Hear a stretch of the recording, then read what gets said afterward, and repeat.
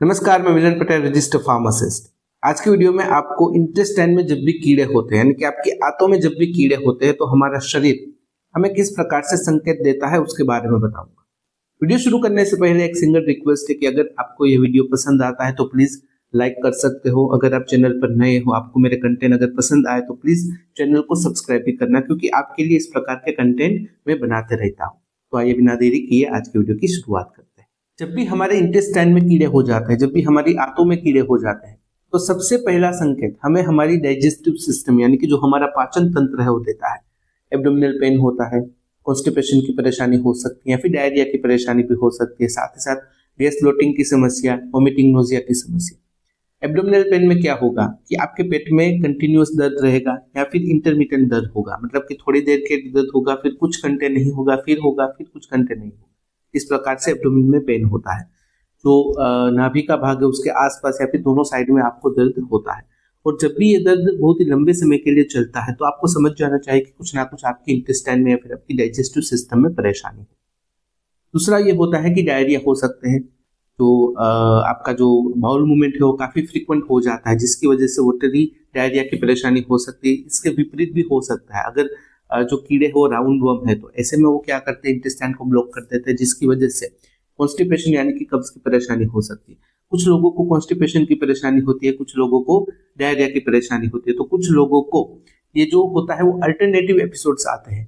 पहले कुछ दिन डायरिया की परेशानी होती है तो दूसरे कुछ दिन कब्ज की परेशानी होती है, कॉन्स्टिपेशन की परेशानी होती है। इसके अलावा क्या होता है, गैस और ब्लोटिंग की समस्या होती है।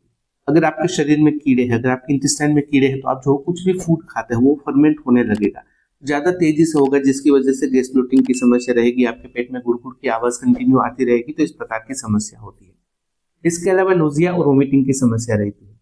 नोजिया मतलब कि जी मचलना। आप थोड़ा बहुत भी कुछ खाओगे तो आपको ऐसा लगेगा कि आपका स्टमक फुल हो गया है, आपका जी मचलने लगेगा, उल्टी जैसा लगेगा।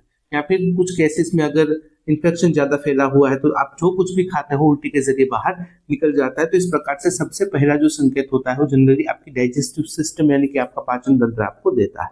दूसरा संकेत है change in appetite and weight, मतलब कि आपकी भूख में बदलाव होता है, जिसकी वजह से आपके वेट में भी बदलाव हो सकता है। कुछ लोगों को भूख ज्यादा लगती है, वो आपके शरीर में से जो भी पोषक तत्व होते हैं वो ले लेते हैं, जिसकी वजह से ऐसा हो सकता है कि आपके शरीर में पोषक तत्व की कमी हो जाए और आपको लंबे समय के लिए ज्यादा भूख लगे।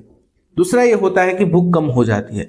एब्डोमिनल पेन की वजह से, डायरिया की वजह से या फिर constipation, nausea, vomiting, gas bloating की वजह से आपको कुछ खाने की इच्छा ना हो, तो ऐसा भी हो सकता है। मतलब कि इंक्रीज हंगर या फिर डिक्रीज हंगर, बढ़ भी सकती है, कम भी हो सकती है, लेकिन आपका वेट कम हो रहा है, लगातार कम हो रहा है, तो ऐसी कंडीशन भी डेंजर हो सकती है। तो ऐसे में ये संकेत है कि आपके पेट में, आपके स्टमक में या फिर आपके इंटेस्टाइन में कुछ ना कुछ परेशानी जरूर है।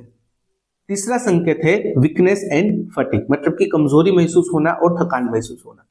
एडिक्वेट रेस्ट लेने के बाद भी, अच्छे से आराम करने के बाद भी अगर पूरे दिन आपको थकान, कमजोरी महसूस होती है तो ये संकेत हो सकता है कि आपके इंटेस्टाइन में कीड़े। इसके अलावा एनीमिया की स्थिति भी आ सकती है। कुछ कीड़े जैसे कि हुकवर्म और ब्लड फीड करते हैं, तो ऐसे चांसेस है कि आपके शरीर में खून की कमी हो जाए, जिसकी वजह से एनीमिया की स्थिति उसके अकॉर्डिंगली जो उसके लक्षण होते हैं, जैसे कि थकान, कमजोरी महसूस होना, सांस लेने में दिक्कत होना, स्किन में चेंजेस आना, स्किन येलो कलर की हो जाना, पेल कलर की हो जाना, तो इस प्रकार के संकेत भी आपको दिखाई दे सकते हैं। नंबर 4 है इचिंग एंड स्किन प्रॉब्लम। उसमें सबसे कॉमन होता है एनल इचिंग, जिसे हम प्रूरिटस एनाई कहते हैं। मतलब कि आपके गुदा के आसपास का जो भाग है वहां पर आपको मीठी खुजली आती है, खास करके रात के समय, क्योंकि रात के समय जो फीमेल पैरासाइट होते हैं वो वहां पर एग्स रखते हैं, जिसकी वजह से आपको रात को सोते वक्त गुदा के भाग के आसपास बहुत ही ज्यादा मीठी खुजली आती है, फिर देर रात को या फिर मिडनाइट को परेशानी हो सकती है। इसके अलावा अगर एलर्जिक रिएक्शन होता है तो आपकी स्किन में रेशेस हो सकते हैं, जैसे हाइव्स या फिर अर्टिकेरिया की परेशानी होती है, उस प्रकार से जो चकते हो जाते हैं या फिर दाने दाने निकल आते हैं, तो इस प्रकार की स्किन इरिटेशन की परेशानी हो सकती है। अगर जो कीड़े हैं वो हुकवर्म है तो ऐसे में वो लार्वा वहां पर रखते हैं, तो लार्वा माइग्रेन की वजह से भी ये परेशानी हो सकती है, जिसकी वजह से आपकी स्किन में रेडनेस आ सकती है, इचिंग हो सकती है, इरिटेशन हो सकती है, जलन हो सकती है। तो इस प्रकार के स्किन रिलेटेड प्रॉब्लम्स भी क्रिएट होते हैं। नंबर 5 है presence of worm in stool, मतलब कि स्टूल के अंदर भी ये कीड़े आपको विजिबल होते हैं, दिखाई देते हैं। कुछ केसेस में ऐसा होता है, खास करके जब भी बच्चे कंप्लेन करते हैं कि उन्हें गुदा के भाग पर बहुत ही ज़्यादा खुजली आती है, फिर वहाँ पर वो खुजाते रहते हैं, तो ऐसे केसेस में पैरासाइट इन्फेक्शन हो सकता है, उनके इंटेस्टाइन में कीड़े हो सकते हैं। तो ऐसे में जब भी वो लेट्रिन जाते हैं तो स्टूल में आप देख सकते हो कि या तो वो पूरे के पूरे वर्म आपको वहाँ पर दिखाई देते हैं या फिर उसके सेगमेंट दिखाई देते हैं। जैसे कि अगर आपको थ्रेड लाइक स्ट्रक्चर दिखाई दे तो समझ जाना चाहिए कि वो पिन वर्म है। अगर आपको लॉन्गर या फिर रिबन लाइक स्ट्रक्चर दिखाई दे तो वो टेप वर्म हो सकते हैं। तो जब भी स्टूल में भी इस प्रकार के आपको व्हाइट कलर के इस प्रकार के वर्म दिखाई देते हैं, फिर सेगमेंट दिखाई देते हैं, तो समझ जाना चाहिए कि इंटेस्टाइन में कीड़े हैं। नंबर 6 है स्लीप डिस्टर्बेंस। देखिए जाहिर सी बात है कि अगर पेट में डिस्कम्फर्ट है, डाइजेस्टिव सिस्टम में डिस्कम्फर्ट है, गैस ब्लोटिंग की समस्या, एब्डोमिनल पेन है, या फिर ईचिंग या रेशिस की परेशानी है, जलन की परेशानी, इरिटेशन की परेशानी है, खास करके गुदा के आसपास मीठी खुजली आती है, तो ऐसे में आपकी नींद डिस्टर्ब होना स्वाभाविक है। खास करके अगर किसी व्यक्ति को पिन वर्म से इन्फेक्शन हुआ है तो रात के समय सिम्टम्स काफ़ी ज़्यादा बिगड़ जाते हैं। तो अगर रात को आपको स्लीप डिस्टर्बेंस होता है तो भी समझ जाना चाहिए कि आपके इंटेस्टाइन में कुछ ना कुछ परेशानी है। नंबर 8 है ब्रुक्सिज्म, मतलब कि टीथ ग्राइंडिंग। देखिए कुछ स्टडीज में ऐसा देखने को मिला है कि ये जो वर्म इन्फेक्शन की परेशानी होती है आंतों में या फिर पेट में कीड़े पड़ने की जो परेशानी होती है, उसका संबंध टीथ ग्राइंडिंग, यानी कि लोग अपने दांत एक दूसरे के साथ घिसते हैं तो कुछ अजीबोगरीब आवाज भी आती है, तो उस परेशानी को जैसे हम ब्रुक्सिज्म कहते हैं तो उसके साथ जुड़ा हुआ है। कुछ स्टडीज में ऐसा देखने को मिला है, क्योंकि ये जो वर्म होते हैं उसके इन्फेक्शन की वजह से नर्वस सिस्टम भी इरिटेशन में आती है, जिसकी वजह से परेशानी होती है। नंबर 9 है कफिंग एंड रेस्पिरेटरी इश्यूज। देखिए कुछ वर्म्स ऐसे होते हैं जैसे कि राउंड वर्म, वो आपके लंग्स के थ्रू माइग्रेट करते हैं, तो ऐसे में कुछ सिम्टम्स जैसे कि परसिस्टेंट कफिंग यानी कि खांसी की परेशानी हो सकती है, शॉर्टनेस ऑफ ब्रीथ यानी कि सांस लेने में दिक्कत की परेशानी हो सकती है, फिर विजिंग जैसे कि अस्थमेटिक पेशेंट जो जब भी सांस लेता है तो कैसे आवाज आती है, वो विजिंग वाली आवाज आती है, तो उस प्रकार की परेशानी भी हो सकती है। नंबर 10 है फीवर एंड बॉडी एक, मतलब बुखार आना और शरीर में दर्द की अनुभूति होना। कुछ केसेस में पैरासाइट इन्फेक्शन के साथ साथ फीवर यानी कि बुखार की परेशानी होती है, उसके साथ साथ मसल्स पेन या फिर जॉइंट पेन या फिर पूरे शरीर में दर्द होने की परेशानी भी होती है। तो अगर ऐसा कुछ हो तो पैरासाइट इन्फेक्शन की वजह से यानी कि जो आंत है उसमें कीड़े पड़ने की वजह से भी हो सकता है। नंबर 10 है स्वोलन बेली, जो पेट का भाग होता है, जो एब्डोमेन का भाग होता है, वहां पर सूजन आ जाती है। खास करके बच्चों में ये सिम्टम ज्यादा देखने को मिलता है जब भी इन्फेक्शन सीवियर हो जाता है, जब भी सीवियर वर्म इन्फेक्शन हो जाता है।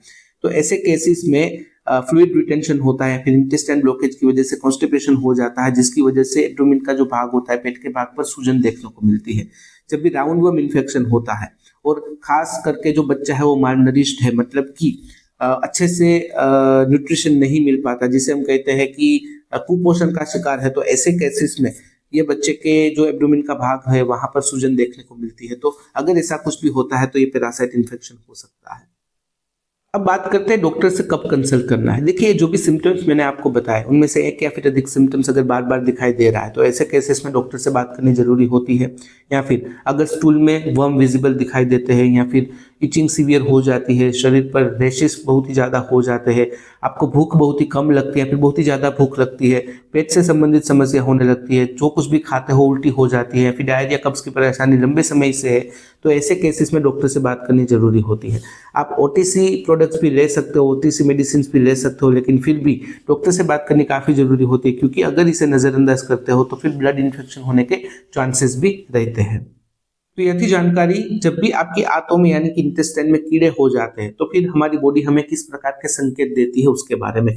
अगर इस वीडियो से रिलेटेड कोई भी सवाल है कमेंट में बेझिझक पूछ सकते हो। कमेंट में अगर आप अनकंफर्टेबल हो तो डायरेक्टली मुझे मेल कर सकते हो qa.ham@gmail.com पर। तो फिलहाल इस वीडियो में बस इतना ही। आज का वीडियो ध्यान से देखने और सुनने के लिए आपका धन्यवाद। जय हिंद, जय भारत।